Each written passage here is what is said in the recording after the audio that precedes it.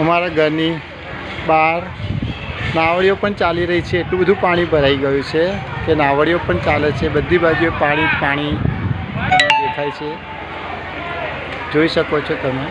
ઠેઠ સુધી પાણી જ પાણી, નાવડીઓ ચાલુ થઈ ગઈ છે। આ અમારું ઘર છે।